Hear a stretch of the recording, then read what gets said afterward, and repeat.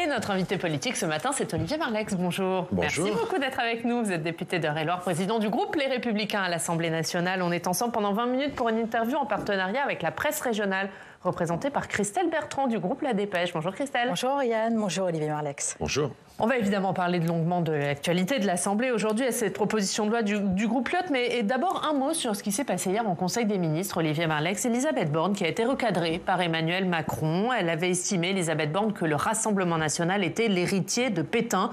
Emmanuel Macron lui répond qu'il ne faut pas combattre l'extrême droite par des arguments moraux, des mots des années 90 qui ne fonctionnent plus. C'est ce que dit le chef de l'État. Est-ce que ce recadrage à Elisabeth Borne, qui on le rappelle est fille de déportés, était-il opportun ? Il est assez malvenu de la part du président de la République, qui a quand même été élu et réélu en appelant les Français à faire barrage à l'extrême droite. Sans cette diabolisation, le président Macron ne serait pas président de la République.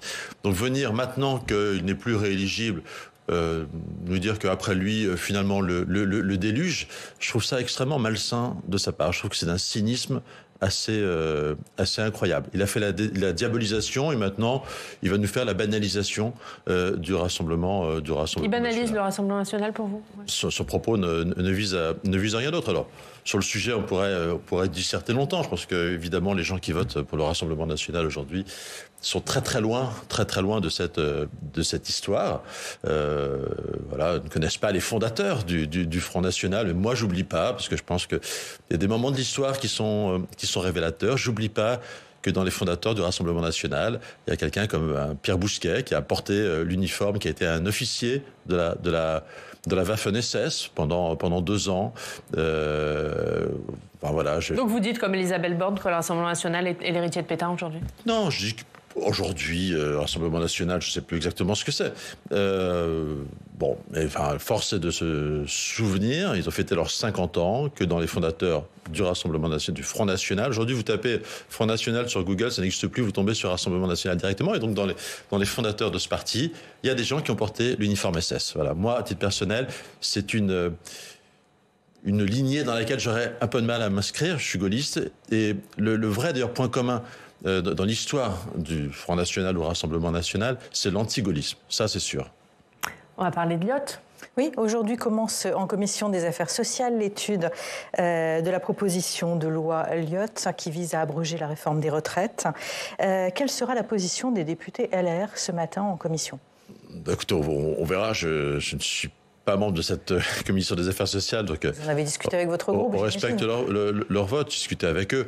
Je pense que la majorité soutenait la nécessité d'une réforme des retraites et ne se prêtera pas à ce qui, en réalité, est quand même, au fond, une espèce de facétie, parce que chacun sait que ce texte ne pourrait pas être adopté au Sénat, et donc c'est un coup pour rien. C'est l'occasion pour monsieur Charles-Amélie de Courson de faire un peu de buzz, mais tout ça n'aboutira à rien. Donc faire croire aux Français. Vous comprenez sa position à Charles de Courson ?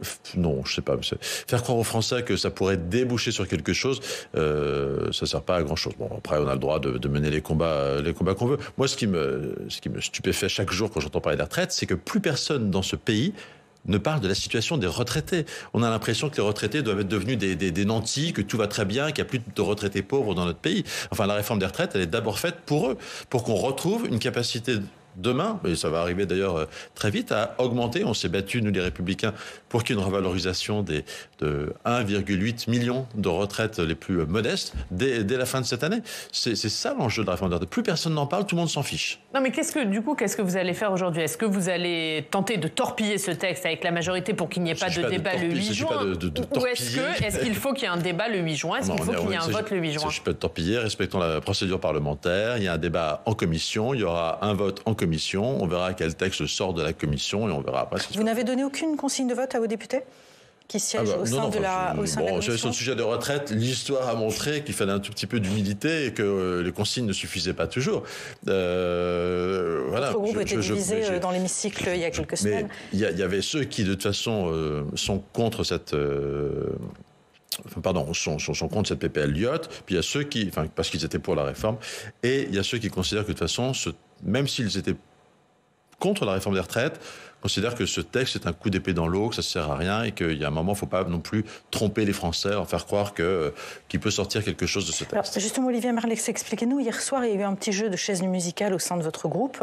Les députés qui avaient voté pour la motion de censure ou qui s'étaient abstenus il y a quelques semaines ont été remplacés au sein de la Commission des Finances. Je ne veux pas laisser dire par des députés plus favorables à la réforme. Quand il y a toutes les semaines, dans toutes les commissions, dès lors qu'il y a des votes un peu importants, on remplace des députés. Je crois que le groupe de la France Insoumise, ils ont été très discrets, mais a remplacé 5 députés au sein de la commission des affaires sociales aujourd'hui. Mais sauf que tous les groupes ont remplacé les députés. Vous imaginez bien qu'un député ne se fait pas débrancher d'office comme ça. Donc il n'y a pas de sujet de ce côté-là. Voilà.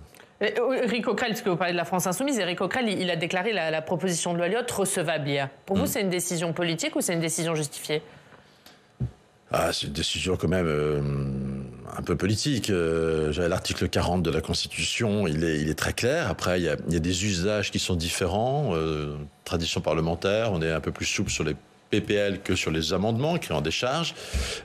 Sur les propositions de loi, le fait est qu'il y a, depuis 2009, qu'il y a un président que le règlement a changé, etc., et que la présidence de la Commission des finances revient à l'opposition, il y a quand même eu, je crois, 8 PPL qui n'ont pas été examinés en tout ou partie, qui ont été en quelque sorte censurés parce qu'elles aggravaient les charges publiques. Donc il aurait dû la censurer pour vous ? En droit, j'ai un peu de mal à partager son analyse, oui. Alors lui dit, par exemple, il y a certains... je pense qu'il a agi quand même de façon un peu politique dans cette affaire. Voilà. Alors après, c'est un vaste débat. Il faut aussi faire attention à respecter les droits du Parlement. Dans une situation totalement inédite où jusqu'à présent, en fait, tout ça n'avait pas de valeur de laisser venir des PPL dans les niches d'opposition, ça n'avait pas d'importance, il n'y avait pas d'enjeu. Aujourd'hui, ça en a un peu plus, mais comme il n'y a plus de majorité pour les bloquer, évidemment, il y a un peu plus de risques, entre guillemets, pour... Mais est-ce que respecter les droits du Parlement, c'est pas aller au débat, c'est pas aller au vote le 8 juin ? Donc il y a plus d'enjeux, parce qu'en réalité, si voter, le risque qu'on court désormais, je parle de risque en termes juridiques, c'est de laisser voter des textes qui seront censurés après par le Conseil constitutionnel parce qu'ils aggravent des charges qui sont contraires à l'article 40. Et donc, c'est pas la peine, dans son argumentation, pas la peine de tromper une fois encore les Français en votant au Parlement des choses dont on sait tous pertinemment qu'en réalité elles seront censurées si jamais elles étaient votées. Dans son argumentation, lui dit certaines propositions de loi sont passées en étant aussi mal gagées que la proposition de la Lyotte. Il cite Bien vieillir, par exemple, qui ont été gagées de la même manière sur les taxes pour le tabac et elles n'ont pas été censurées au départ. Pourquoi celle-là fallait-il qu'elle Non, mais il y en a d'autres qui l'ont été. Il y en a sur les retraites en 2009, du temps de Didier Migaud et voilà, chacun a ses exemples. Oui, bien sûr. Non, mais c'est pour ça que c'est une question de jurisprudence. C'est pour ça que moi, je suis assez, petit personnel, assez ouvert sur le sujet. Je pense qu'il faut faire preuve d'une certaine souplesse, même s'il faut quand même être un peu honnête et se rendre compte des conséquences de tout ça.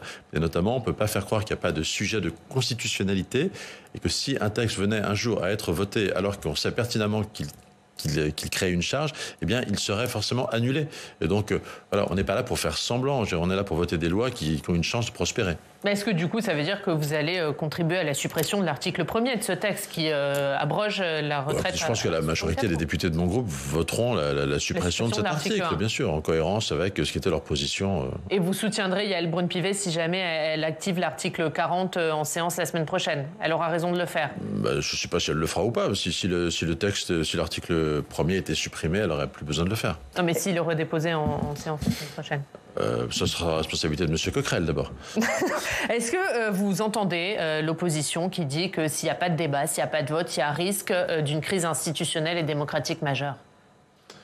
On peut pas dire qu'il n'y a pas eu de débat. S'il n'y a pas eu de débat, d'ailleurs, c'est étonnant. Ce sont ceux qui ont fait en sorte qu'il n'y ait pas de débat qui disent qu'il n'y a pas de débat.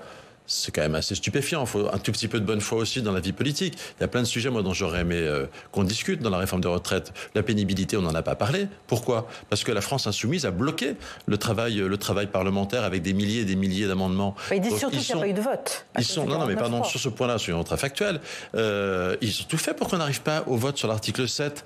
Il y a un moment dans le débat, qui était celui qui portait le report de l'âge légal, où plusieurs groupes, y compris de la NUPES, ont retiré des amendements pour qu'on accélère. la France insoumise est restée bloquée, ne voulait surtout pas de vote. Mais souvenez-vous de l'histoire quand même, on ne peut pas la réécrire comme ça. Mais Olivier Marleix, il n'y a pas eu de vote. Donc il ne voulait pas de vote. Après, notre Constitution prévoit qu'à un moment, le 49.3, c'est pas non plus totalement, c'est pas la solution idéale, mais c'est pas non plus totalement une forfaiture. Mais puisqu'il n'y a pas eu de vote sur la totalité de la réforme des retraites, est-ce que c'était pas l'occasion, justement, l'étude de ce texte, qu'il y ait un vote? Non, mais on va pas faire des votes tous les ans sur le sujet. Soyons un tout petit peu sérieux, quoi. Je dirais, une fois encore, c'est pas ceux qui ont empêché une réforme de retraite. Faut pas se raconter d'histoire. C'est toujours un moment douloureux. Je dirais, Nicolas Sarkozy, qui avait fait un peu plus de concertation en 2009, a quand même eu 2 millions de personnes dans la rue. Donc tous les gens qui me disent, évidemment ils ont été très mauvais en méthode, évidemment tout ça a été très incohérent vis-à-vis pour les Français, avec un président de la République, Emmanuel Macron, qui expliquait il y a 3 ans, imaginez pas faire travailler les gens à 64 ans, etc. etc. Bon, tout ça a été, on aurait pu faire effectivement, je pense, un peu mieux en termes de concertation, voire beaucoup mieux, c'est une litote.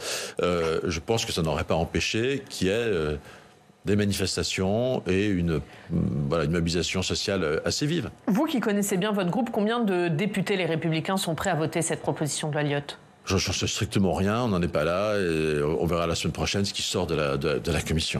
20, une vingtaine, non, 25, écoutez, vous n'avez pas de chiffre? Franchement, vous connaissez mieux mon groupe que moi, visiblement, mais je ne sais rien. C'est Monsieur Plancher, qui est le président du groupe Lyotte, qui était à votre place hier, il fait planer la menace d'une motion de censure. Si jamais il n'y a pas de débat, s'il n'y a pas de vote. C'est justifié pour vous? Non, mais je pense qu'il y a un moment, est-ce qu'on veut que ce pays avance, ou est-ce qu'on est décidé? Une fois encore, cette réforme des retraites, elle est aussi faite pour les retraités. Vous savez, le premier incident qu'on a eu dans cette Assemblée nationale élue, ça a été quand il y a eu un amendement de M. De Courson pour aller, c'est quand même incroyable, de M. De Courson, pour aller piquer 400 millions d'euros sur le budget des anciens combattants pour augmenter les petites retraites qui n'étaient pas assez revalorisées. Et aujourd'hui, plus personne n'en parle des retraités modestes. Moi, ce que je trouve les situations les plus douloureuses auxquelles je vais faire face comme député dans ma circonscription, c'est des gens très âgés à la retraite qui ne s'en sortent plus. Voilà. Et qui me disent, je ne vais pas me remettre à travailler à 90 ans. Et ça, j'aimerais qu'on se souvienne que cette situation, elle existe et que la réforme des retraites, elle est faite pour remédier un peu à cette situation. On va parler d'un autre sujet, Christelle. À l'autre gros dossier qui vous concerne en ce moment, le projet de loi immigration qui est étudié en ce moment par Gérald Darmanin. Où en êtes-vous de vos discussions? Il a semblé vous tendre la main à plusieurs reprises. On a du mal à comprendre les positions des LR. Ah non, vous ne pouvez pas dire qu'on a du mal à comprendre les positions des LR. Nous, on a mis des positions sur la table qui sont très claires. Un projet de loi ordinaire, un projet de loi constitutionnelle. Ce qui est incompréhensible, c'est la position du gouvernement. Vous avez M. Darmanin qui vous explique un jour qu'il fait un texte pour durcir l'immigration, et vous avez Olivier Véran, porte-parole du gouvernement, c'est pas n'importe qui va au Danemark pour dire non, regardez, un texte trop dur sur l'immigration, c'est pas possible. Vous avez la première ministre qui dit non, on touchera pas à la Constitution, et Darmanin qui dit oui, toucher à la Constitution, pourquoi pas, mais ça dépend pas de moi. Moi, sincèrement, donc on a des propositions, on les a mises sur la table, et on peut les envoyer, aller les porter à pied, à cheval, comme il veut, à M. Darmanin pour qu'il en prenne connaissance, et nous on a visiblement, il les a reçus. Il vous dit travaillons ensemble. On attendra de savoir ce qu'est la position du gouvernement. Voilà, ce qu'est la position du gouvernement. Moi, je ne la comprends pas. En matière d'immigration, on ne peut pas avoir plus d'immigration et moins d'immigration en même temps. Ça n'existe pas. Il faut qu'ils choisissent. Il y a un certain nombre de vos demandes quand même sur le conditionnement des visas, l'instauration des quotas annuels d'immigration. C'est pas suffisant. Oui, mais évidemment que c'est pas complet. Notre projet, il est pas là. Nous, on a mis 2 textes sur la table. En fait, c'est quoi ces 2 textes en un mot? Le premier, c'est proposition de loi ordinaire, c'est pour aller au plus loin possible à droit constitutionnel et convention internationale constante. Et le deuxième texte, c'est adapter notre droit constitutionnel pour se protéger un peu plus des jurisprudences de la CEDH. Ce qu'il faut que les Français comprennent, c'est que aujourd'hui, l'Assemblée nationale et le Sénat peuvent voter une loi en matière d'immigration. Elle peut être considérée comme conforme à la Constitution par le Conseil constitutionnel. Et dès le lendemain, des juges chargés d'appliquer la loi en France peuvent s'asseoir sur cette loi au nom de la jurisprudence de la Cour européenne des droits de l'homme.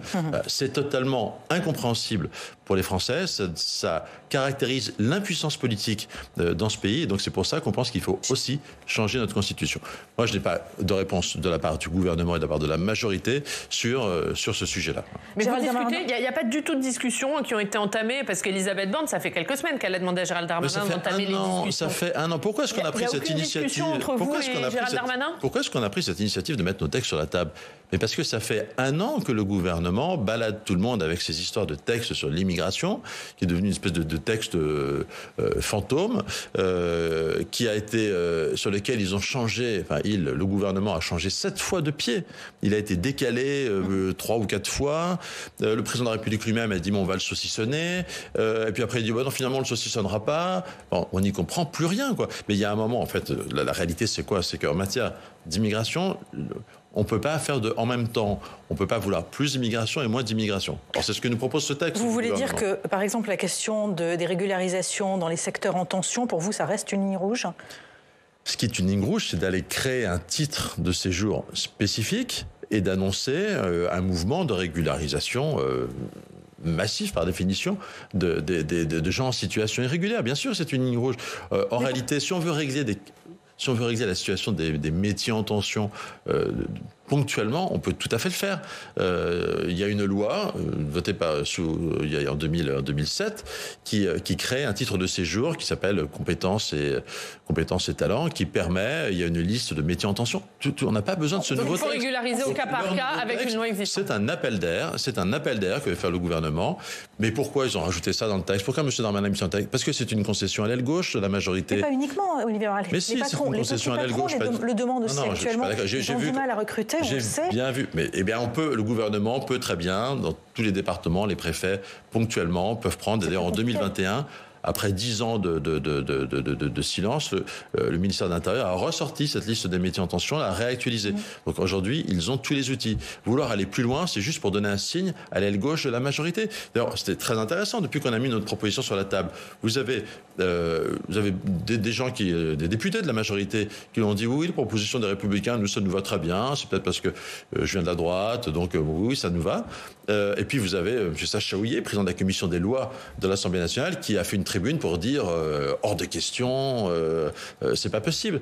Donc voilà, il y a une ambiguïté terrible dans la majorité et nous on ne veut pas d'ambiguïté. On ne votera jamais une loi pour faire semblant. Et chez vous, tout le monde est sur la même ligne. Chez vous, tout le monde est sur la même ligne. Mais bien sûr, il n'y a pas de débat sur les Républicains là-dessus. On ne votera pas un texte qui fait semblant de régler la question. Monsieur Macron a abusé du faire semblant, a abusé de la communication. Je pense que la question de l'immigration, c'est un sujet. Pas le seul, mais c'est un sujet assez essentiel aujourd'hui dans notre pays et que les Français ne supporteraient pas qu'on fasse semblant de régler le sujet. Voilà.